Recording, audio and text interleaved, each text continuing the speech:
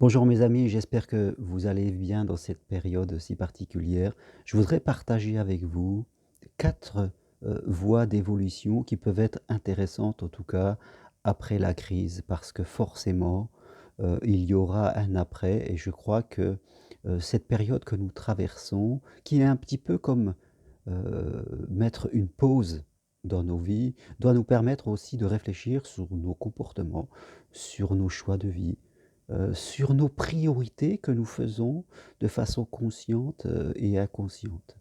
Je pense aussi beaucoup à toutes ces personnes qui vont décéder, qui sont décédées, qui vont décéder pendant cette période, quelque part et je crois que ça serait vraiment leur rendre honneur, en tout cas, d'être plus juste dans nos vies. Je me souviens moi personnellement que, quand mon épouse est décédée, Heu et bien ça m'a permis de remettre, de l'ordre dans ma vie. J'ai fait le ménage dans mes propres pensées, je dirais, dans mes propres choix que je faisais de façon consciente ou inconsciente, pour être plus juste, pour aussi être plus dans la vie. Parce que la vie, mérite qu'on la respecte, et qu'on la vive de façon, je dirais, pleine, et authentique. Et les 4 voies que je voudrais partager avec vous, alors il pourrait en avoir plus, ce sont 4 chemins qui me viennent à l'esprit et que j'ai simplement notés sur un papier et que je voudrais partager avec vous. Si vous avez d'autres idées, n'hésitez pas à les écrire, quelque part. Le 1 La première évolution, je dirais, c'est prendre plus conscience que nous sommes au paradis.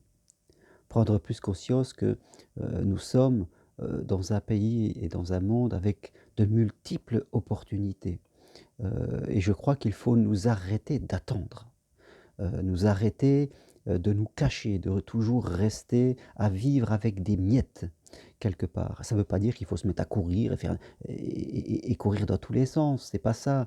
Mais nous avons tous des rêves, des envies, des choses que nous faisons attendre parce que nous sommes bouffés par, notre quotidien, par nos habitudes, par nos manques d'envie et notre apathie, par des peurs complètement inutiles et inexistantes quelque part et je crois qu'il faut prendre ça, le bousculer un petit peu, parce que la vie est là, et la vie mérite qu'on la respecte et ce qu'on a envie de faire sur des choses simples, marcher, voyager, écrire, apprendre, quoi que ce soit pour vous, ce qui est possible de faire, ce qui est à votre portée, il faut le faire parce que toujours mettre les choses en attente, toujours se dire: «Un jour je ferai», c'est toujours demain quoi. À un moment, il faut se bousculer et ça vraiment c'est la chose, je dirais, numéro un qui a changé dans ma vie, quand la femme que j'aimais est morte. Là, j'ai arrêté d'attendre, hein. J'ai arrêté de me dire: «Un jour je ferai». Non,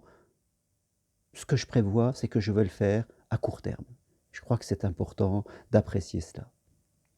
Deuxième point très important, à mes yeux, apprendre à consommer autrement. Alors, la consommation, c'est quelque chose de génial.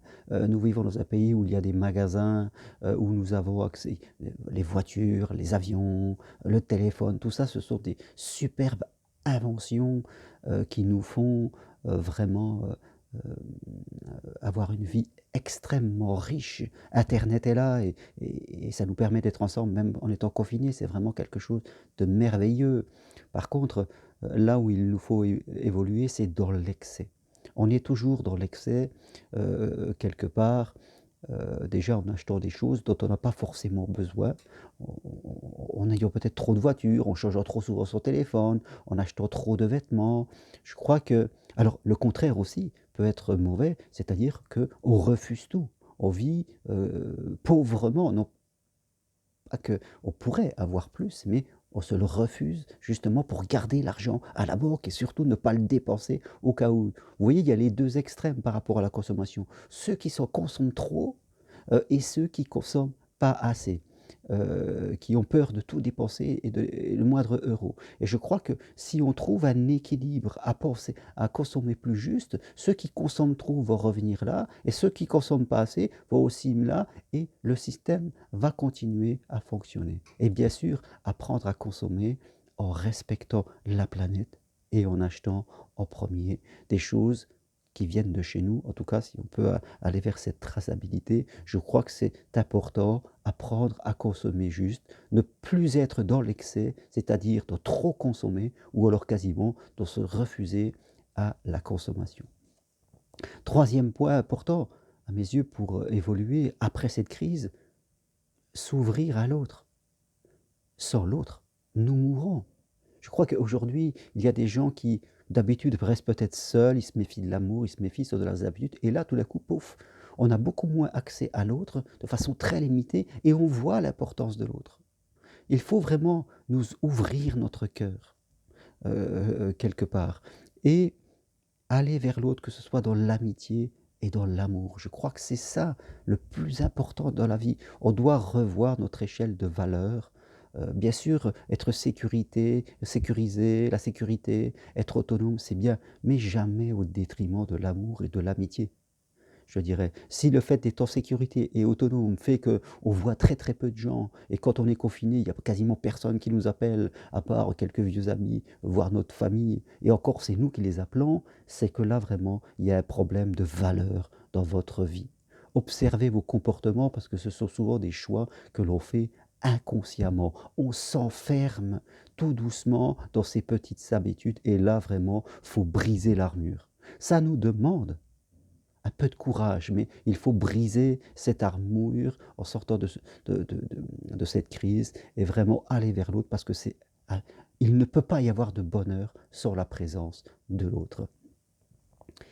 Et quatrième point, ce qui est important, je crois que c'est aussi de recréer notre lien corps-esprit, c'est-à-dire de réapprendre à faire bouger notre corps. Il y a trop de gens qui sont tombés dans une sédentarité et qui ne s'occupent plus de notre corps. On voit en plus que dans cette situation, euh, dans toutes ces maladies comme celle du Covid-19, ça attaque les voies respiratoires. Alors bien sûr, si on est quelqu'un qui n'est pas sportif, qui a déjà une capacité respiratoire faible, qui a peut-être du surpoids, c'est-à-dire quelqu'un qui va encore réduire sa capacité respiratoire, si on a une difficulté, en tout cas une maladie respiratoire, on sera beaucoup plus impacté que quelqu'un qui saura s'entretenir de façon régulière, qui saura euh, avoir en tout cas cette hygiène de son corps et qui pourra, lui, voilà, être impacté, mais de manière beaucoup plus faible. Et voilà, si on veut être positif aussi dans sa vie, ne plus être dans un mental négatif, retravailler notre corps en marchant, en faisant un peu de footing si on le peut, en faisant du vélo, en faisant des activités d'endurance. C'est ça qui est important, de l'endurance. Et rien que mieux que la marche active, de réapprendre à bouger pendant 1 heure, 2 heures, 3 heures, 4 heures, je dirais, pour retravailler notre capacité respiratoire, c'est-à-dire la puissance de notre cœur qui va être plus fort et que pour fonctionner, il aura besoin de moins d'oxygène. Parce que comme il sera plus puissant, avec le même oxygène, il sera capable de le diffuser dans tout le corps. C'est ce qu'on appelle la VO2 max, la valeur maximale aérobique a eu une personne, c'est-à-dire sa capacité respiratoire de son corps, la puissance de son cœur de prendre de l'air et pouf, comme une pompe, de l'envoyer dans tout le corps. Alors si on n'a qu'une petite capacité, ça sera un petit muscle du corps, et forcément s'il est amoindri, ok, on aura des difficultés respiratoires. Mais si on est en meilleure forme, on aura un cœur plus puissant, et même si il doit lutter contre un virus, il va rester, il aura toujours assez de puissance pour, en tout cas, irriguer notre corps.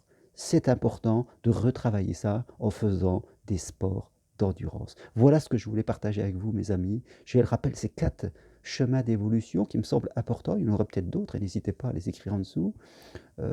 Apprendre à être heureux maintenant et vivre sa vie réellement. Arrêtez de la réfléchir, la vie. Il faut la vivre. Consommer autrement de façon plus juste. Ne pas être dans l'hyperconsommation ou dans la sous-consommation.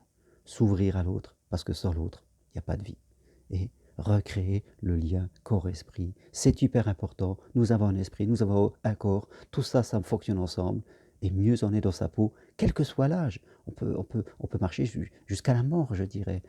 Quelque part, ça nous permet voilà, d'être mieux. Et quand on est mieux, voilà, on est plus fort pour traverser, en tout cas, les maladies que l'on peut croiser. Merci à vous, à très bientôt et au revoir.